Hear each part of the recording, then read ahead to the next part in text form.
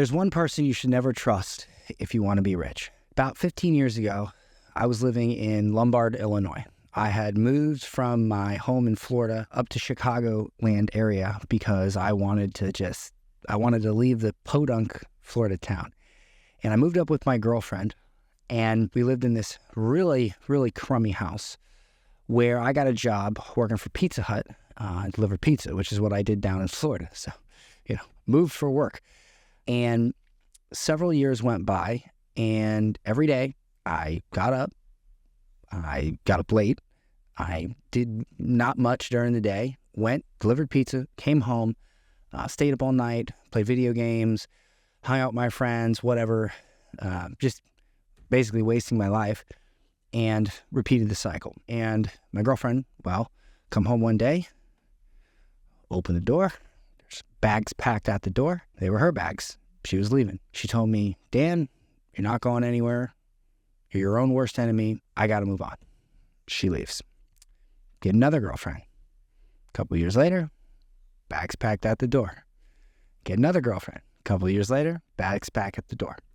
And the reason why the bags got packed at the door was because every time I told these women, hey, I'm going to start getting up early. I'm going to make something of myself. I'm going to spend time with you. I'm going to take you out, whatever it is. I didn't do it. And I want you to think about that. If you have someone in your life that continuously promises you something, and they break that promise over and over and over and over again, eventually you learn not to trust that person. And that's the principle here, is that if someone breaks their word to you over and over and over again, that is the last person you trust. Now, unfortunately, that behavior cost me a lot of girlfriends, but it cost me something so much more because, you see, I made promises to myself every day as well. I would say, Dan, you're going to get up early this morning. You're going to read a book on how to make money. You're going to go to the gym. You're going to stop stuffing your face with the leftover pizza you got for free from the night before because it was a bad order and you just decided to take it home. I made myself all these promises, and every single day I consistently broke those promises. And so I became the person to myself that I became to my girlfriends that kept leaving me. And so they didn't trust me, and I didn't trust me. So every time I told myself I would do something, I didn't believe me. And so even if it could have got done, even if it was a great opportunity, it didn't get done. And that's the thing. Most of the time in our lives, we do come across great opportunities. But because we have continuously broken the promises to ourselves over and over and over again, even with small petty things like, oh, I'll go to the gym, I'll read a book, or I won't stay up late tonight, or I'll stop, using porn or whatever it is.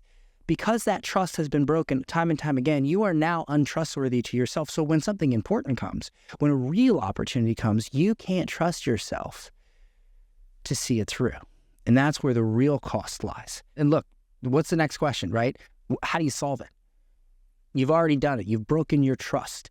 You have lied to yourself. What do you do now? How do you regain that trust? Well, for me, life threw me into it. I was still that guy. I had my wife. We barely could afford groceries. And I said the same thing to her.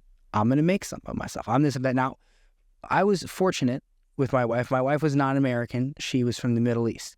And I noticed that there was a much more profound sense of loyalty and I'll stick around anyway kind of vibe from her culture. So I got some bonus time. Well, one day I get a letter from the IRS that I owed $250,000 in back taxes because I owned a restaurant at one point and the person that was doing my taxes died.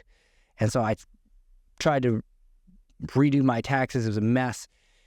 And I was thrown into this situation where we barely had enough money to eat. And I got this $250,000 bill. And so life sort of backed me into a corner and said, all right, dude, you got to figure it out now. You have to figure it out now.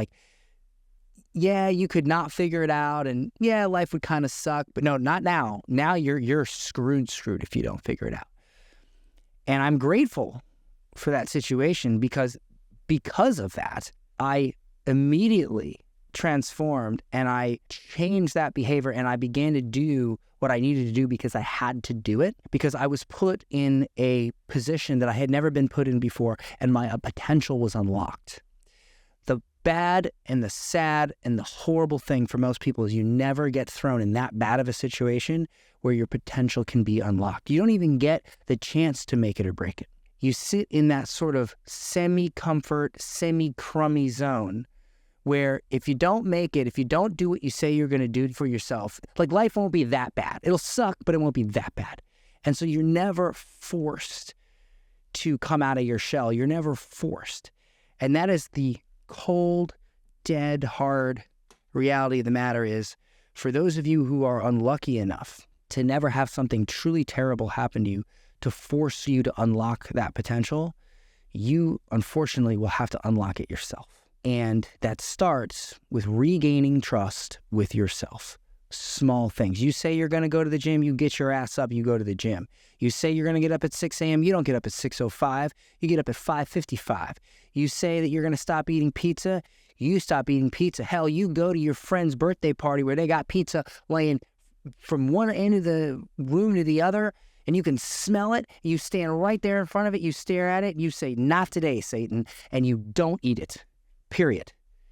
You even put yourself in a situation where you are just so raw and just so incredibly aggressive about how much you are going to stick to your guns that you just stare it in the face.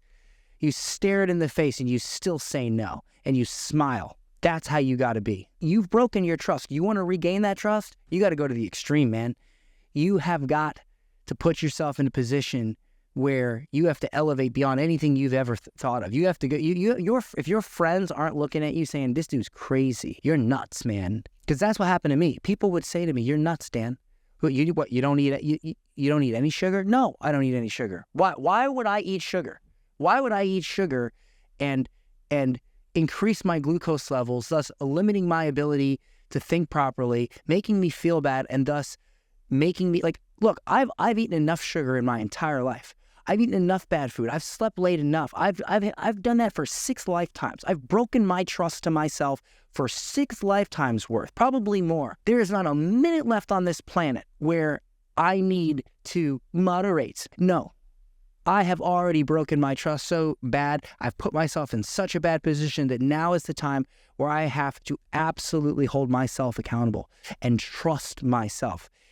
And when you can trust yourself, no matter how extreme it may seem to your friends who aren't doing jack with their life anyway, that is what you have to do to correct this behavior. You have to go so far that you have become a completely new person that you don't even recognize. How many times have you seen somebody that you didn't trust, and then all of a sudden you meet them a few years later or something, and you're like, wow, you're like a completely different person. And now you sort of open up to the idea that, well, wait, maybe this is a different person because everything about them is different. Maybe I can trust them on this. Maybe there's something here. You got to do that with yourself. You can't even remotely look like yourself. If you've already broken your trust to the point where you can't trust yourself to make things happen, to seize on opportunities when they come to you, then you have to look like a completely different person. You should not even recognize yourself. So what I would do if I were you is do what I did. Grab a sheet of paper, put it down on the table, and write down all the ways that you could look completely different to yourself, to where you would say, you know what? Maybe I can start to trust this person and be that person. Because the next time an opportunity comes, next time you have the ability to shoot your shot, do you want to be standing there next to the person you trust to make it happen? Or do you want to be standing there next to the person who never keeps their promises?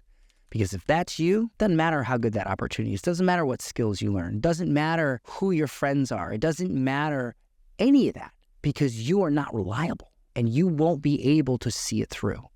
You learn that before you learn the skills, before you read the books, and you should do that. You should learn the skills. You should read the books. But you learn how to be the person you can count on, the person you can trust before you start executing on all this stuff you want to execute on. That is how you get rich. That right there is how you get rich. And that is the cold, hard truth. I hope this changes the pattern for you as it did for me. Let me know.